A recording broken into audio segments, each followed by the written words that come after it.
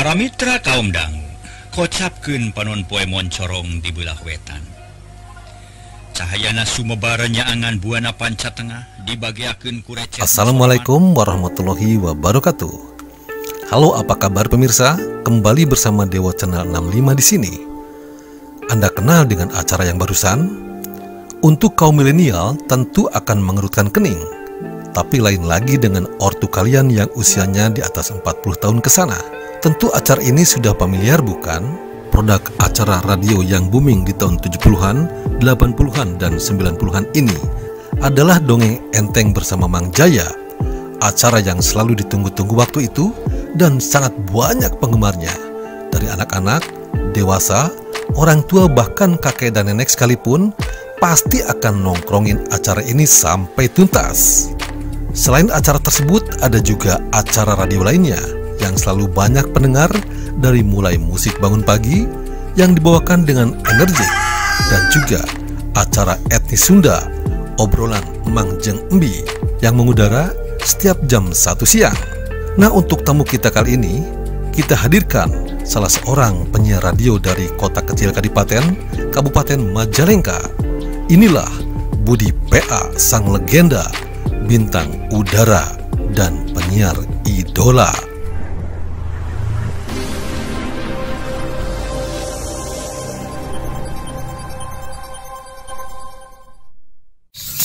Nah, bagaimana awalnya Pak Budi itu bisa menjadi penyiar, Pak Budi? Menjadi penyiar itu bukan cita-cita. Oh, bukan cita-cita. Bukan cita-cita. Tetapi mungkin Allah membuat skenario dalam kehidupan saya. Saya harus mengalami menjadi penyiar radio. Boleh dikata ini tidak sengaja mungkin ya. Kebetulan rumah tinggal saya berdekatan dengan salah satu studio radio siaran waktu itu. Saya sering main ke situ. Terus di suatu hari ada penyiar yang tidak masuk.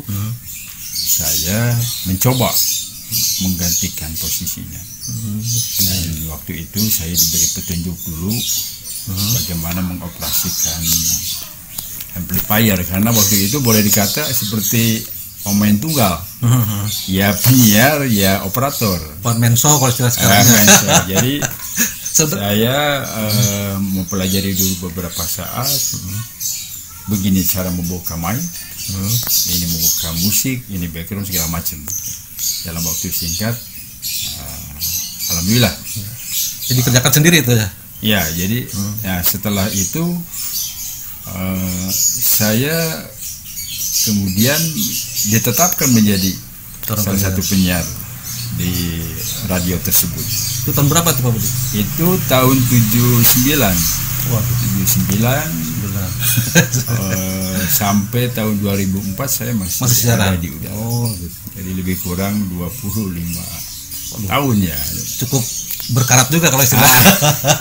Banyak sekali pengalaman ataupun juga mungkin ya pengalaman baik itu dari segi apa mungkinnya banyak sekali. Nah, itu soal itu jadi saya harus melanjutkan lagi. Setelah saya ditetapkan jadi salah satu penyiar, saya kemudian belajar secara otodidak. Jadi saya banyak mendengar RRI. Yang waktu ini saya sering mendengar RRI dengan beberapa penyiar yang saya kagumi.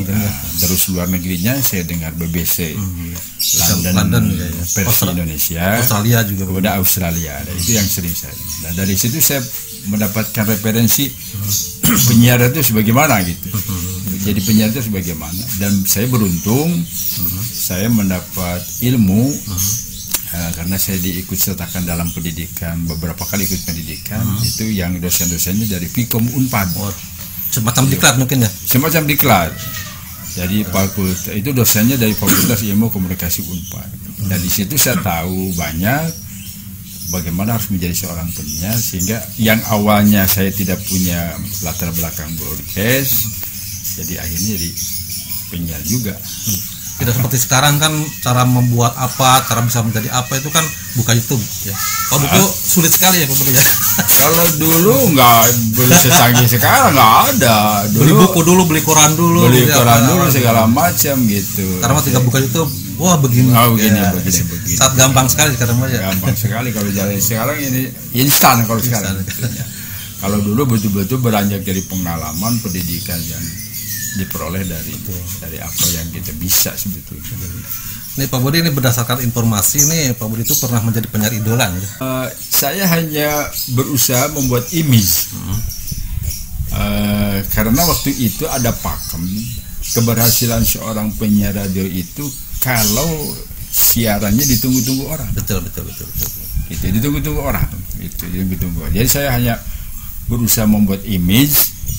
Sehingga oleh karena itu saya membuat ciri khas tersendiri, sehingga ada beberapa acara yang katakanlah acara unggulan gitu ya, yang menjadi ciri khas saya. Betul. Sehingga orang kalau hari jam menunggu saya gitu, itu tingkat keberhasilan banyak dulu gitu ya. Kalau sekarang nggak tahu.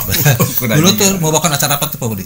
Yang paling banyak penggemarnya dulu. Dulu yang paling banyak penggemarnya itu satu, kalau pagi-pagi musik bangun pagi. Betul, ya. Kemudian yang kedua siaran lagu-lagu Sunda dan obrolan Mang Jeung Embi. Nah, kebetulan saya juga pemirsa ini penggemar setia dia.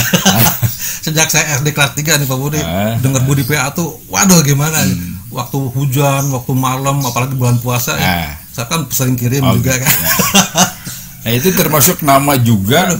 Itu nama bukan nama asli, bukan nama udara, nama asli. Iya. Sehingga orang PA itu kan kata sinting ya. Rusak acara. Tapi justru saya itu menjadi trademark gitu ya. Betul. Kata orang ya menjadi trademark gitu. Kalau saya sendiri tidak apa ya. Karena yang penting bagi saya image saya, citra saya ditunggu-tunggu oleh masyarakat di acara-acara tersebut. Iya betul. Itu sekali ya. Jadi bahkan sekarang juga di Pak Budi kemana Kang Dewo, Pak Budi kemana, sering nanyain seperti itu gitu ya. Bahkan kalau dengar suara yang ngebas aja gitu, kayak Budi PA kan. Jadi mereka tuh kangen kayak apa sekarang Pak Budi itu. Nah inilah pemirsa, barangkali Anda kangen sekali ya terhadap Budi PA ya, mungkin hanya sudah berubah ya, mendengar suaranya saja dulu. Ya saya juga tahu lah, saya juga mengidolakan beliau ini, suara itu benar-benar kelepek-kelepek, jangan cewek gitu. Laki-laki pun aduh benar, ujung tombak penyiar itu kan suara katanya. Betul suara kan. Jadi kadang-kadang ya orang tuh kalau nggak denger satu hari saja gitu ya, radio radio tersebut radio di mana dulu tuh Pak Budi? Ini radio Angkasa. Angkasa ya betul. Yang ditunggu-tunggu tuh ya kalau bangun pagi itu ya seperti tadi acara musik bangun pagi, terus ada Mang dan Embi acara Sunda gitu. Itu udah aja gitu ya. Di pasar, di warung, di mana-mana. Karena memang dulu tuh radio itu adalah hiburan yang memang waktu itu yang paling banyak orang dengar memang radio. Iya kan, film mesti bayar malam juga ya. Kalau TV juga jarang dulu TV. Jadi radio itu adalah sarana hiburan yang paling bagus sekali. Paling bagus. Jadi suara penyiar tuh ya udahlah seperti itu. Nah ada yang mengatakan Pak Budi modal jadi penyiar itu hanya cukup suara bagus saja atau gimana nih? Pertanyaan itu bisa saya jawab dengan pertanyaan lagi. Apa nih? Suara yang bagus itu yang gimana? Betul. Yang bagus itu yang gimana? Jadi kalau ada yang mengatakan modal jadi penyiar itu cuma suara bagus, itu hanya salah satu syarat dari sekian banyak faktor. Kalau cuma bermodalkan suara bagus sementara dia tidak punya attitude, itu skill individu yang dasarnya latar belakangnya broadcast, dan itu hanya bisa diketahui ketika dia belajar tentang karakteristik radio. Saya dulu belajar tentang broadcast, tentang kode etik, jurnalistik, itu bisa pelajari juga. Dari situ terus ilmu komunikasi dari dosen-dosen Pikom 4 itu saya bisa mengetahui. Jadi termasuk dia harus bisa menguasai olah vokal, bukan hanya penyanyi. Betul, penyiar juga harus bisa olah vokal. Bagaimana dia punya intonasi, bagaimana dia punya artikulasi kata. Sehingga kalau dia cuma suaranya bagus tapi dia tidak tahu tentang intonasi, tentang artikulasi kata, pola vokal, mungkin suara bagusnya itu akan sia-sia. Kalah ya. Saya jadi ingat beberapa waktu yang lalu ada penyiar-penyiar muda dari Kota Majalengka yang sengaja datang ke rumah saya. Dia tanya, saya balik, suara bagusnya bagaimana? Gitu. Ya balik lagi tadi. Ya betul. Jadi suara bagus itu suara yang dikangeni gitu. Yang ditunggu-tunggu oleh orang gitu. Orang tuh penasaran. Iya, Itulah. jadi jangan suara bagus itu bariton, alto. Iya. Karena jadi suara itu kan ada yang bariton, ada yang alto, ada yang bass, ada yang minor, ada yang sopran, Macam-macam ya. macam-macam. Jadi Anda yang misalnya, aduh suara saya sopran, gitu ya cengnya, tengeng gitu. Dia nggak pede jadi penyanyi. Jangan takut, bisa aja. Gitu. Ini Pak Budi, selama menjadi penyiar atau mungkin ada suka dan duka nih. Nah, pengalaman yang paling berkesan selama jadi penyiar itu apa nih Pak Budi? Kalau ngomong Banyak cerita soalnya penyiar tuh. Banyak cerita. ya selama 24 tahun, 25 tahun saya mengudara itu banyak. Tapi yang paling berkesan itu ada pengalaman yang menakutkan. Loh, Menurut saya ada yang membuat saya takut. Tersenyum. Ada yang membuat saya ketakutan. Salah satunya Salah satu dananya yang membuat saya terkesan itu ketika ada beberapa orang yang datang ke studio kemudian minta izin karena ternyata mereka sedang bertaruh. Satu kelompok mengatakan bahwa saya ini usianya di atas 40 tahun waktu itu. Waktu itu. Oh, jadi kan taruhannya. Taruhan. Karena mereka mendengar suara begini tuh paling tidak nih orangnya sekitar 40 tahun ke atas. Gendut tuh ya. Dengan apa gitu ya. Waktu itu saya usia antara 26 waktu menjadi taruhan. Iya, betul. Kemudian yang satu kelompok lagi bertaruh di bawah 40 tahun. Iya. Nah, akhirnya mereka dibuktikan datang ke studio, ternyata yang menang bersorak dan saya pun dapat kebagian apa itu. Menangannya gitu. Iya, karena waktu itu usia saya 26 tahun ketika mereka bertarung. Kemudian pengalaman yang menakutkan ini ini boleh menyebut gender ya? Boleh ya? Boleh. Silakan. Jadi ada 2 orang, bahkan 3 orang. Yang gitu kan? Pertama yang mengaku dia punya suami. Punya suami kerja di radio yang saya kerja itu. Namanya bukan saya. Oh, bukan. Dia datang ke studio. Akhirnya oleh waktu itu ada pimpinan mau manggil semua penyiar. Di sini nggak ada yang namanya itu. Itu misalnya dia si perempuan itu menyebut nama Pulan gitu. Ya. Kerja di sini. Itu nggak ada nama Pulan. Dia kekeh. Cina di kerjanya di sini. Akhirnya kami dijengjerekeun lah gitu. Kejarkan. Pilih. Pas dia nunjuk KTK saya. Aduh, saya ibu apa nggak salah? Kok cina ini suami saya. Aduh. Ketempuhan. Benar kita. Terus yang satu lagi malah dia tidak mau menikah dengan siapapun. Waduh, segitunya. Kecuali dengan Budi PA. Itulah pemirsa ya. Dan yang membuat takutnya saya itu dia punya suami. Waduh. Iya. Dan yang ngomongnya begitu itu dengan suami. Oh, tapi nggak apa-apa suaminya. Suaminya udah Malum mungkin. Udah malum karena ini pasti istrinya sakit. Oh. Karena memang istrinya sakit.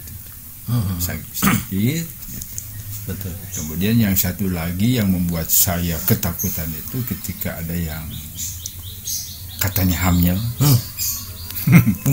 Kemudian saya diambil oleh orang tuanya, harus mempertanggungjawabkan.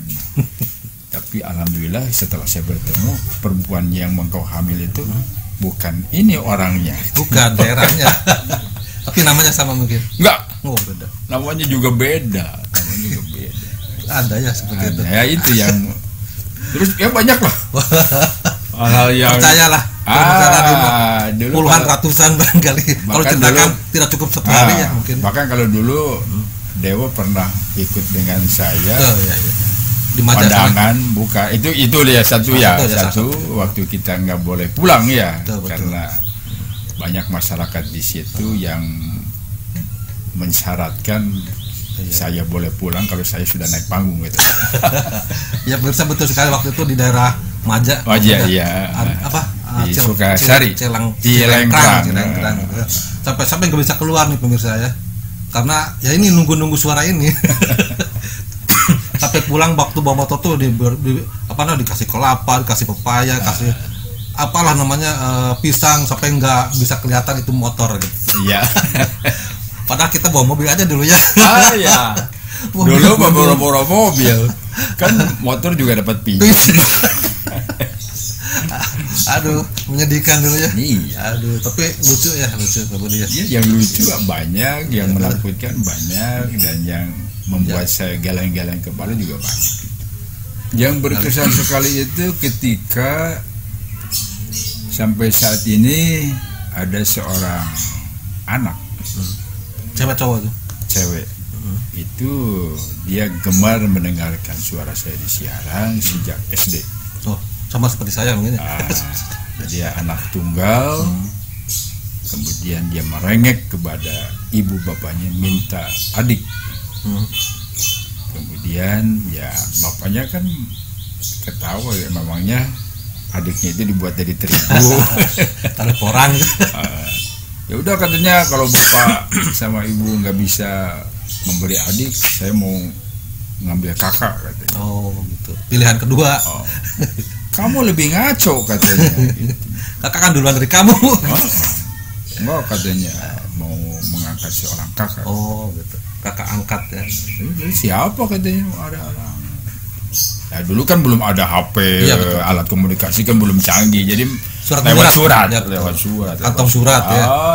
Pendengar. Saya kalau melalui acara yang dia suka, itu acara saya cuma 1 jam, dipotong iklan 30 menit, jadi acara cuma 30 menit. Ya.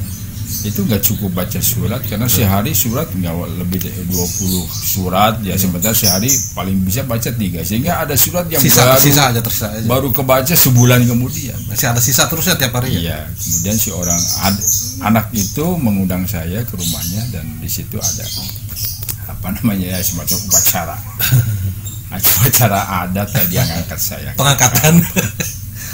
Dan alhamdulillah sampai sekarang masih. Jadi dia sudah jadi ada angkat saya yang resmi begitu.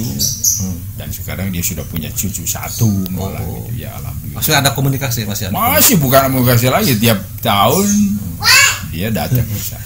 Hebat tuh saya. Itulah dunia radio. Ini Pak Budi, ini dulu nih waktu bertugas nih ya. Ini pernah nggak tugas malam? Nah, ya mungkin kan ada cerita-cerita aneh atau mungkin didatangi oleh apalah gitu. Ini pernah nggak kejadian seperti itu? Kalau itu saya sendiri juga ini ya nyata atau mimpi gitu ya. Tapi saya yakin itu bukan mimpi. Karena waktu itu bulan puasa. Bulan puasa, karena ya sudah tugas malam kan dilanjut ke tugas siaran sahur ya, yang dimulai jam 2. Itu sekitar jam 1 ketika saya tiduran di kursi siaran, bukan di kursi tamu, tempat tamu. Saya dibangunkan seseorang. Wujudnya ya wujud manusia gitu. Tapi apa ya, tidak jelas siapa dia, perempuan apa laki-laki enggak. Tapi kita ketiduran atau tidak? Itu bangun kan, kita dibangunkan. Dibangunkan sama orang itu. Sama orang itu, kamu jangan tidur di sini gitu. Pas saya bangun, dia ada di depan saya dalam bentuk apa ya, bentuk manusia gitu, putih gitu. Baju putih maksudnya? Baju putih. Tapi dia nggak jelas perempuan apa lakinya gitu ya. Jalannya itu nggak melangkah gitu. Nah, orang Sunda mah ngageliing juga pakai sepatu roda. Gitu. Lumayan. Nah, itu dari ruang tamu saya ikuti dia gitu. Diikuti itu. Diikuti. Karena dia kan kamu jangan tidur di sini. Terus saya berdialog sama dia, seolah-olah berdialog. Tapi kita sadar enggak? Sadar. Saya sadar. Itu tuh bukan orang. Bukan. Saya sadar. Saya sadar. Kemudian terus saya tanya, terus saya harus tidur di mana? Dia nggak ngomong, cuma dia pergi gitu. Dia pergi, terus saya ikuti. Di situ saya baca doa lah ya segala macam. Bisa cerita Bisa lah. Nah. Bisa. Pokoknya jampe pemakai di kepedulian gitunya. Ada itu. Apalagi itu kan bulan puasa. Betul. Katanya gitu ya. Katanya cina jurig itu dicangcang. Saat setannya carancang gitu. Tapi kemudian dia masuk ke kamar mandi. Dari situ kamar mandi hilang. Gitu. Tapi alhamdulillah. Nggak lari. Nggak. Justru saya mau yakinkan diri saya sadar itu, saya mencubit sendiri gitu. Oh, berarti saya sadar. Saya sadar gitu. Bukan. Kan biasa mah kalau orang lain gitu, jirang gitu. Atau juri, glory. Juga nabrak kanto gitu. Mungkin gitu. Tapi waktu itu entah kenapa saya tenang, terus diberi diberi kekuatan atau diberi keyakinan gitu. Karena mungkin waktu itu saya sekolah tema can aya dongengnya jelema de lagu juri. Ya betul. Takut sama dia gitu. Betul. Itu yang lainnya kayaknya nggak pernah ada lagi. Cuma satu kali itu ya. Sebelum usai ini ya perbincangan kita ya, ini barangkali pemirsa mau komen apa gitu, silakan aja komentarnya ya. Barangkali mau kenalan atau pengen tahu siaran yang benar ataupun bagaimana caranya menjadi penyiar, ya inilah suhunya ya gitu ya. Ataupun ya senior kita ini di Kabupaten Majalengka tuh ini. Baik, sebelum saya ini barangkali orang ini ataupun netizen ini pengen tahu apa bener kan Pak Budi Suwarto kayak gimana, bisa tidak memperagakan atau membawakan acara dulu nih, opening aja Pak Budi, silakan. Soalnya Pak Budi itu membawakan acara gitu kan, apa aja silakan. Gimana ya, ini udah lupa dunia kan? Siaran sudah saya tinggalkan 2004, berarti sudah 17 tahun ditinggalkan. 17 tahun ditinggalkan, nggak pernah lagi. Ini ke khusus penonton sini ini. Karena jarang sekali nih pemirsa orang yang mau dia tuh mau diwawancara oleh orang lain. Dia tidak mau diwawancara. Jadi saya bukan jagonya ya, bukan suhunya, bukan, cuman mungkin saya lebih dulu jadi penyiar ketimbang kebetulan lahirnya duluan. Jadi tolong gitu ya. Ini kalau saya siaran musik bangun pagi ya. Good pagi, selamat morning. Kita ketemu lagi di mana lagi kalau bukan di sini bersama dengan saya Mang BP. Tahu nggak Mang BP? Musik bangun pagi. Tapi itu juga jadi nama saya, Mang Budi PA. Selamat mengikuti dan selamat mendengarkan. Acara Sundanya. Nah, soalnya kalau didengarkan di radio sekarang nih Pak Budi, acara Sunda tuh kayaknya gimana lah, tidak seperti yang dulu saya dengar dari Pak Budi ini. Silakan. Maaf nih. Wilujeng siang para mitra kaum dangmu sadaya di mana wae ayana urang tepang dangmu deui dina acara Mana Suka Lagu-lagu Sunda. Tetapi saya suka bawa acara yang lainnya. Wilujeng petepang dangmu deui dina acara obrolan Emang jeung Embi anu ngaguar kehidupan sapopoe. Wilujeng ngadang mungkin. Oh iya, itulah pemirsa ya. Nah, gayanya seperti itu dulu. Mungkin berbeda dengan anak sekarang, Bud ya. Beda. Nah dulu tuh pernah berduet dengan siapa saja nih? Ini dulu saya sudah ganti-ganti partner. Dulu dengan ibu direktur radio itu. Oh. Yang pertama kali dengan ibu direktur itu. Kemudian ibu direktur itu karena banyak kesibukan dia menegakkan siaran, jadi saya solo karir. Kemudian saya ganti dengan senior saya Cek Engkus itu dulu ya. Itu, dan yang terakhir saya berpasangan dengan sebut Binining dulu. Binining, betul. Duet itu gampang-gampang susah. Betul. Karena walaupun ini kebiasaan saya gitu. Walaupun bikin skrip radio, bikin skenario radio, kadang-kadang spontanitas yang lebih Betul. ini gitu. Ya kalau sekarang Hidup, kita lebih hidup. saya juga pernah dengar radio sekarang bilang ini. Pakem siaran sekarang mungkin udah beda gitu ya, sekali. udah beda gitu. Apakah Beda gaya ya, beda ya, gaya. apakah mereka kenal dengan skenario radio? Apakah mereka kenal dengan skrip radio? Atau mereka kenal dengan apa itu istilah karakteristik radio? Apakah mereka kenal dengan pit in, pit out, Iya, betul. keypad, Pin gitu ya. smash, kayak saya nggak tahu. Betul. Nggak tahu. Waktu itu kalau itu mah dulu saya bisa gitu ya, karena dulu belajar ikut Ada pelatihan, diklat gitu ya. ada diklat, ada diklat. Sekarang tuh kayaknya nggak pernah dengar diklat. Oh ya, begini dulu kalau saya harus cerita. Menjadi penyiar radio itu setelah 2 tahun menjadi penyiar radio itu screening. Harus ikut screening yang dulunya di Komdak dulu, kalau sekarang Polda. Screening itu semacam apa tuh? Screening itu begini. Penyiar itu jangan dianggap sebuah profesi. Dulu kan alat perjuangan dulu. Karena seorang penyiar ini bisa menghancurkan negara. Betul. Kalau dia ngomong yang segala macam, Bisa menyemangati ya. bisa Bang. Karena fungsi radio itu kan pendidikan, penerangan, dan hiburan. Jadi screening itu adalah semacam tes yang dilakukan oleh pihak kepolisian. Jadi semacam SIM kalau untuk kendaraan bermotor.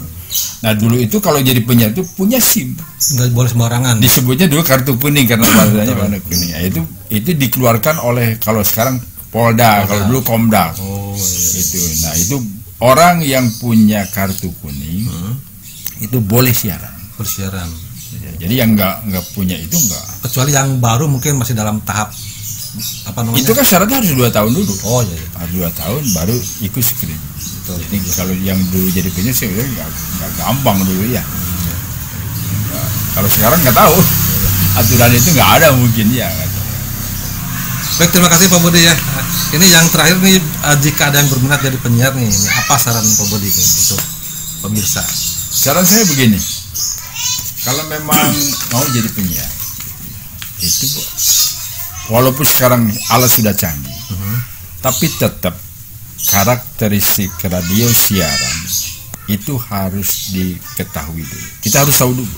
Jadi keunggulan radio ini adalah siaran radio itu bisa dibawa di mana-mana, bisa didengarkan di mana-mana tanpa harus mendapatkan perhatian khusus. Kalau televisi harus dilihat, Betul.